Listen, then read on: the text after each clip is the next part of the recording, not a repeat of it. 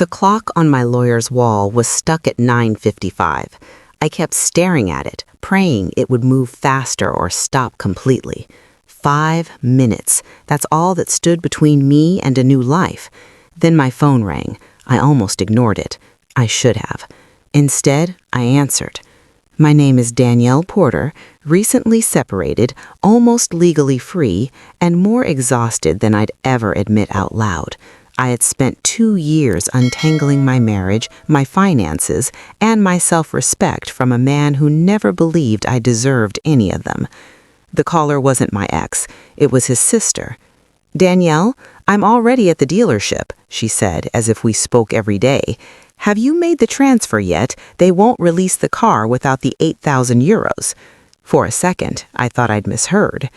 "What does this have to do with me?" I asked. My voice was calm, too calm. She laughed lightly like I was being difficult on purpose. "Don't be silly. You're family. You always handle these things."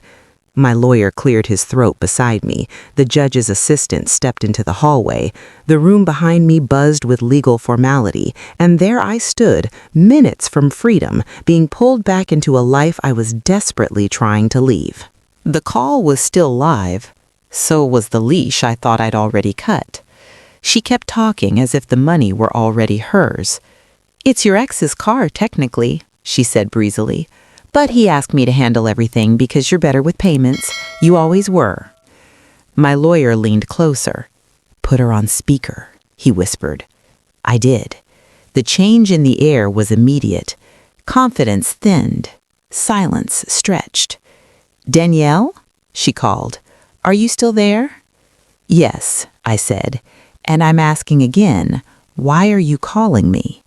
A pause. Papers shuffled. A door slammed in the background. "Because you ruined my brother's life," she snapped suddenly. "The least you can do is help him get a fresh start." There it was, the story they'd been telling for 2 years. Not that he cheated, not that he emptied accounts, just that I ruined things by refusing to disappear quietly. My lawyer scribbled a note. No transfer, no admission. I looked down the hallway where the courtroom doors weeded, heavy and final. 5 minutes felt like a lifetime. "Your brother is about to be my ex-husband," I said slowly, "and I am not his bank." She scoffed. "You're being petty on the most important day of his life." I almost laughed, because the most important day of my life was happening right now, and she was trying to drag me backward. The courtroom door creaked open, and the assistant gestured for me to step inside. My sister-in-law was still talking now, faster, sharper, like someone losing control of the script. "He trusted you. Our family trusted you. You can't just walk away like this." I paused in the hallway. Marble floor, cold air, my reflection faint in the glass.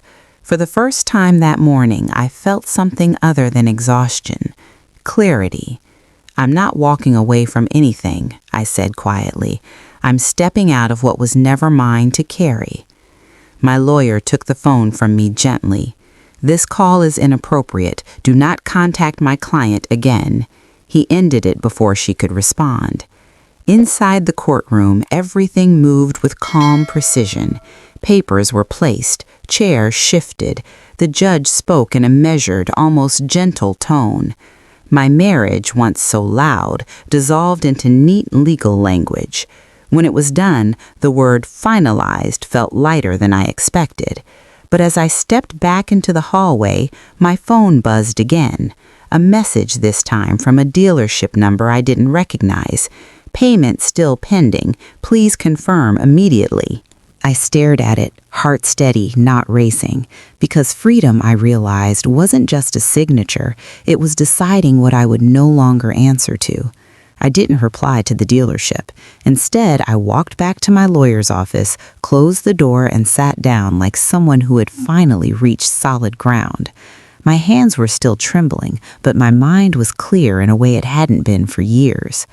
My lawyer leaned forward.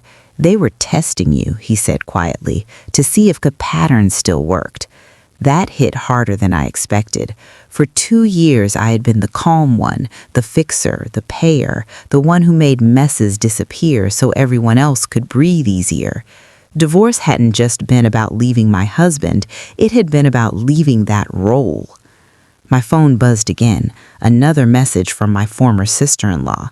"Don't make this messy, Danielle. Just send the money." I stared at the screen and felt something shift. Not anger, not guilt, but resolve. I typed 3 words, deleted them, and typed again. Then I stopped completely, because responding at all would mean I was still participating in their story. I placed the phone face down on the desk. Outside, the courthouse bells rang, dull, distant, final. And for the first time since the call began, I understood something clearly. This was no longer a crisis. It was a choice. I didn't act right away. Instead, I went home and let the silence settle around me like a steady pulse. My apartment looked the same. Pale curtains, half-packed boxes, a kettle that still whistled too loudly. But I felt different inside it. Less small, less cornered. That evening, I drafted an email. Not angry, not emotional. Precise, legal. I addressed it to the dealership, my former sister-in-law, and my ex-husband. I have no financial responsibility for this vehicle. I did not agree to any purchase, transfer, or guarantee. Do not contact me regarding payment again. I attached my finalized divorce decree and my lawyer's details. Then I waited. Replies came fast. The dealership backed down immediately. Bureaucratic apologies, a canceled invoice. My ex texted next, long, chaotic blaming. I didn't read past the first line. His sister called from a different number. I let it ring. What surprised me wasn't their panic. It was my calm. I wasn't shaking. I wasn't rehearsing explanations. I wasn't trying to be understood. For the first time in years, I wasn't negotiating my right to say no. And in that stillness, a clearer thought arrived. If I could refuse this, I could refuse everything else they'd quietly placed on my shoulders. 2 days later, the car dealer called my ex instead of me. He panicked exactly the way I used to panic for him. He blamed me in texts that came in bursts, anger, then pleading, then silence. I read none of them. I had learned that every word from him was designed to pull me back into a role I'd already resigned from. His sister, however, didn't disappear. She sent one last message through a mutual cousin. She thinks she's untouchable now. I almost smiled when I heard it. Not out of spite, but out of clarity, because that wasn't an insult. It was an admission that the leverage was gone. That evening, I sat on my balcony with a cup of tea that had finally cooled enough to drink. Traffic hummed below. Somewhere, a child laughed. Life moved forward, ordinary and steady. I thought about the version of me who would have transferred the money in tears, calling it peace.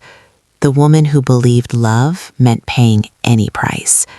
I didn't hate her, but I didn't want to be her anymore.